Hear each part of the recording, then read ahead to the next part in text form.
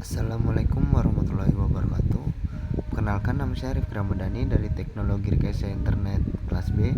Saya di sini akan menjelaskan tentang tugas menentukan jenis segitiga berdasarkan panjang sisinya. Saya sebelumnya akan membacakan deskripsi tugasnya. Yang pertama, buatlah program yang menerima 3 buah bilangan bulat X, Y, Z yang masing-masing merupakan panjang dari setiap sisi segitiga. Program ini akan menghasilkan sebuah string yang menyatakan jenis segitiga berdasarkan panjang sisi yang diinputkan. Ada 3 jenis segitiga yang harus dipertimbangkan. Yang pertama, segitiga sama sisi. Yang kedua, segitiga sama kaki. Yang ketiga, dan segitiga sembarang. Nah, di sini saya akan melakukan rumus teori PEP 8 dan The Gen of Python.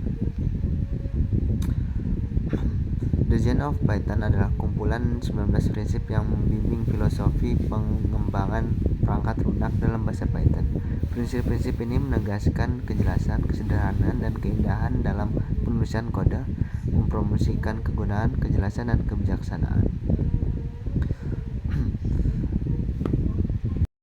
Di sini saya akan menjelaskan tentang def triangle type X, Y, Z. Dalam fungsi ini didefinisikan dengan nama triangle type menerima 3 parameter X, Y, dan Z yang masing-masing mewakili panjang sisi-sisi segitiga. Semua parameter diharapkan berupa bilangan bulat integer. Fungsi ini mengabaikan mengembalikan nilai berupa string yang mempresentasikan jenis segitiga. Nah, yang kedua adalah tentang di parameter. Ini adalah dokumentasi fungsi yang memberikan penjelasan tentang apa yang dilakukan oleh fungsi parameter, parameter yang diterima, dan nilai yang dikembalikan. Untuk penjelasan yang ini adalah fungsi ini memeriksa kondisi untuk menentukan jenis segitiga. Pertama-tama, jika semua sisi panjang sama X, Y, Z itu adalah segitiga sama sisi atau equilateral. Kemudian jika dua sisi memiliki panjang yang sama X, Y atau XZ atau YZ itu adalah segitiga sama kaki. Jika tidak memenuhi kedua kondisi di atas, segitiga tersebut adalah segitiga sembarang. Untuk penjelasan yang return scale triangle, jika tidak memenuhi kondisi untuk segitiga sama sisi atau sama kaki, maka segitiga tersebut dianggap sebagai segitiga sembarang. Untuk coding yang terakhir adalah unsur diminta untuk memasukkan panjang sisi-sisi segitiga.